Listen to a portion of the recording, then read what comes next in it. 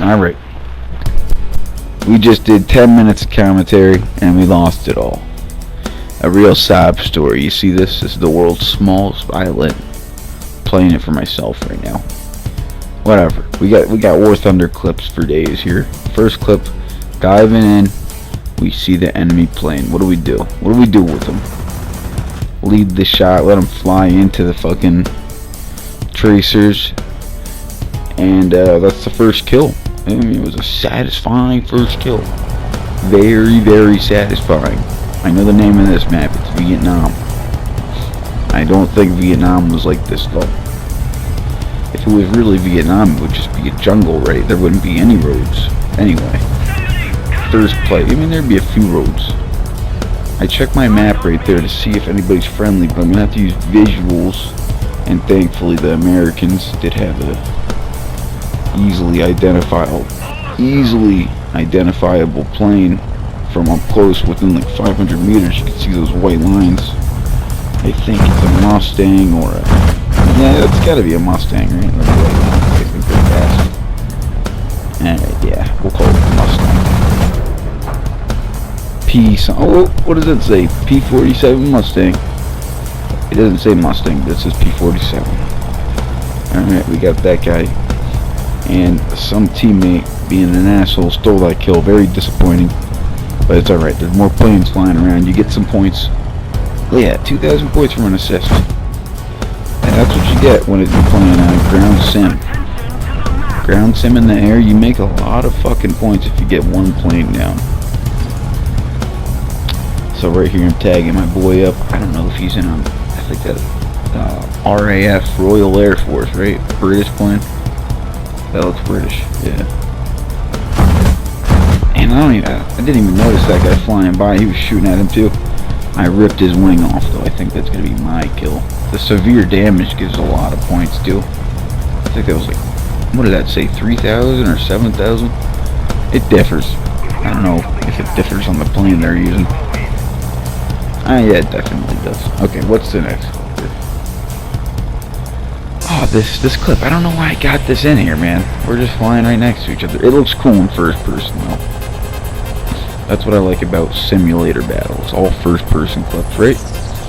Do that. You really need to have a skill compared to a fucking stupid, realistic battle. I'd say there's a lot of skill involved in realistic battle. It shows you where all the enemies are already. Look at this dive bomb. Did you see the tank? I don't know. I don't think it was the zoom. I shouldn't have zoomed in right there. You probably would have saw it better. Look at this. Why is it all pink out there? What is that? I don't know what that is.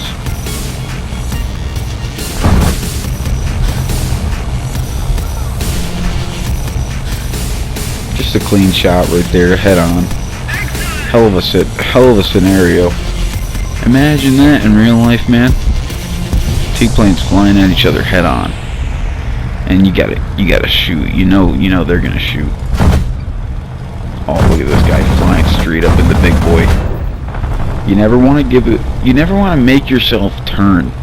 Once they're on you, it's best to keep it flat. But that guy's got no back gun either way, so he's screwed. Unless he can pull off some amazing scissor roll. Here we go. Now we're getting chased. First clip of the game, we're getting chased. First clip of the video, I mean. Looking back, had to look forward for a second. Look forward again. Do a quick corkscrew roll. Catches him off guard. He loses me for a second. I'll tell you what, if you pull your yaw and turn the way you're pushing your yaw, you turn so quickly. That corkscrew turn is amazing. So he pulled his barrel roll later, or his loop later. So he's gonna come out of it later. He's got it! Except for the rocks right there. Those rocks have been forming for over millions of years probably. Just for that airplane to fly into it. And if you haven't noticed yet, these clips are all in the German Messerschmitt tree. I just love these fucking planes, man. Our number one enemy is a Spitfire though. And I don't know if I killed any of those yet, but I think that one Royal Air Force plane might have been a Spit. Right here we're chasing an F8F. I think that is a Wildcat. I know that. a Wildcat tree card. And they have great compression, but he's not high enough to really use any of that vertical compression. But his horizontal compression is also good, but he's got not a lot of speed because he's had no vertical to come off of. I've hit him a few times right there. I almost lose it. You see him lose it completely. And that's the comparison of those two planes. I think if you're in a Wildcat, you want to be up high and then dive in and out. Same with that Ford, but I think that Ford can keep up with it. What is that thing? I can't tell what that is. Oh, it's a 109F. It's 2BF109s going at it. Except that guy had his gear out. The gear's ripping off now. But it's too late. I don't think this scenario... Oh, he's still got one gear on. You can see it. Oh, just ripped off. Charlie, it's flying a lot better now, except we're getting shot at. Oh, I ripped my flaps off. I didn't hear that right there. That's right. So we were both losing shit. And I almost lose it there, but I do save it by not pulling so hard on the stick. You release the stick a little, and you maybe have to yaw a little the opposite way you're spinning out, and you'll save it in the first moment of that.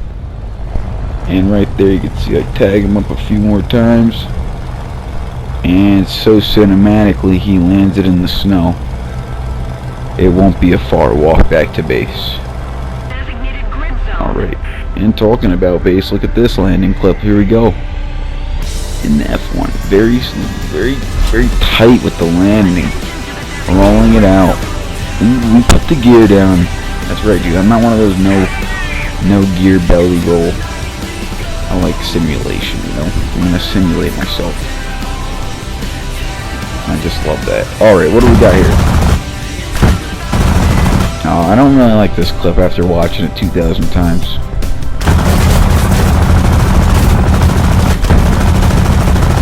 What do you think, you know? I mean, I shot him good. He got me good. I shot him good. And I think I key in another plane. I should have went back to base, but I say I'll take a few shots at this guy, scare him a little. Let him know who's got the air superiority. I actually shoot him enough, and we're so close back to his base that he decides he's going to cut back to base.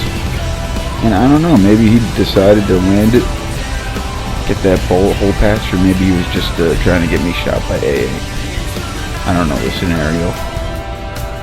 Alright, this is some incredible tracking on this clip, right? It's like two birds diving and racing. He goes for the dive, and I'm like, let's go. I love it. I love it. It's like the race begins, and I'm leading the shot, but not hard enough because he's going so fast. And I got vertical targeting on him, but even with that, it's tough when they're going so fast. We're both going over 300, close to 300 miles per hour. So we're getting pretty close to the C4, or the C, what do you call it, the surface level. So he's starting to pull up now. He's going to loosen that speed and make it easier for me to tag a few shots in there. And I forgot the name of that maneuver he tried pulling, but he definitely failed it. It is a maneuver where you do a high swooping turn, try to kill your opponent's energy, but right there, it didn't work for him. And once your opponent loses energy, then you dive back down. Your opponent's trying to regain the energy, but you got enough already from your own maneuver. And you get behind them. Alright. And all these clips are in ground battle. I love ground battle as the plane. It's so fun. It's not fun when there's no other planes, though. So that's why I started using the SP-50 bomb, I think it is. SC-50. That's what I started using. So I think this is this isn't the last clip. We're getting there. We got two more clips, but this clip right here, my best dive bomb ever. He's shooting at me. He waits for me to pass, then starts shooting. I see him. I use the cloud, and now he's shooting at me. He knows I know where he's at. He starts shooting. Oh well, I drop the bomb right after I see the nose of the plane go over the AA gun, and I get to watch the explosion as I go by. I think that was the best play-by-play I could do with that. That's exactly how it was. He was a good AA player, but sometimes that bomb could be really fast and get you. After I got him, too. After I dropped the bomb, I rolled out with a nice corkscrew. I love that corkscrew, man. It works so well. And what do we got here? Just a nice Immelman turn. Light this guy up, shoot off his rudder, and shot off his left wing, and then shoot a hole through his right wing. No aileron control. Shoots his rocket off, and he's dead. You know what? I'm glad we did this again, because the commentary came out better, I think. Thank you for watching. Jelk me. And